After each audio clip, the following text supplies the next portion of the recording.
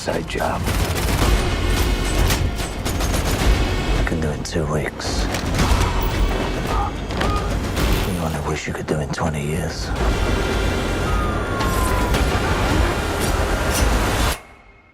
But I do bear a grudge.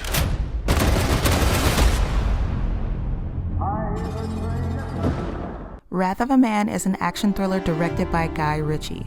This film follows H, an undercover cash truck driver on a mission to find his son's killer.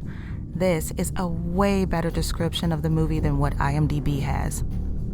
You know what IMDB has? The plot follows H, a cold and mysterious character working at a cash truck company responsible for moving hundreds of millions of dollars around Los Angeles each week.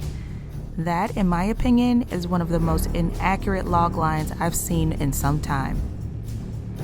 Well, anyway, I just did a review on Without Remorse last week, and I complained about how revenge films need to spice things up for the audience by either adding something new or telling the story non-linearly.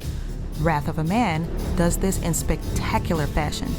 The guts of this film is essentially about a father who is looking for his son's killer. Very unoriginal, right? The spice is that H must go undercover as a cash truck driver in order to locate him. Also, the director gives the audience pieces of the story in large chunks like chapters in a book. Then, as the audience gets closer to the climax, we know all of the perspectives of the characters, and we know all the information that we need in order to feel some kind of emotion about the outcome of the story. There are a ton of great things about this film. One of them is that it was directed by Guy Ritchie. If you're new to Guy Ritchie films, he's been attached to some really great properties. These properties include Lock, Stock, and Two Smoking Barrels, Snatch, Revolver, Sherlock Holmes, the one with Robert Downey Jr., The Man from U.N.C.L.E., and King Arthur, Legend of the Sword. His directing and pacing keep his movies exciting. Guy Ritchie also chooses great editors and cinematographers that help him give his films this stylishly gray, gritty underworld look. He also likes to work with Jason Statham. This is his 4th film collaboration with Jason, and it shows. The two must have a really great rapport with each other, and Jason must be really easy to work with because he's used to Ritchie's directorial style. Speaking of Jason Statham, that reminds me about how great the casting was. There was a nice spread of actors in this film. You had the likes of Josh Hartnett, Andy Garcia, Jeffrey Donovan, Scott Eastwood, Laz Alonso, and Eddie Marsan. The chemistry between all the characters was great. There wasn't any over or under acting.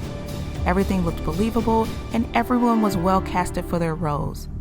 Even though I feel like a few of them are falling into some typecasting. I can't say enough about how freaking impressed I am with the action in this film. It was used sparingly so that the film could focus a bit more on story, and I was like, okay, I'm with it.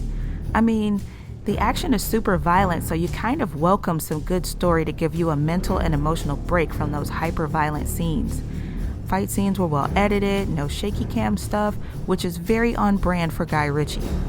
This movie has it all. Great story, great action, great pacing, and great characters. I don't have a negative thing to say about this film. The only negative thing I have to say about Wrath of a Man is that the trailer doesn't really give you a sense of what this movie really is. The marketing team makes it look like a typical Jason Statham movie, and this film is not one of those. It's a Guy Ritchie film. I was expecting a bland Jason Statham Transporter or Crank-ish film, and I got something way better. I give Wrath of a Man a no contest 10 out of 10. I'm fully vaccinated, and I decided to trek to the theaters to see this, and I must say this was a great first experience back into the theaters. I'm looking forward to seeing more films in the future. Don't forget to like, subscribe, and hit the notification bell to get notified on new content. When do I post new content? Every Saturday. This is the Movie Complex channel, your place for bite-sized reviews.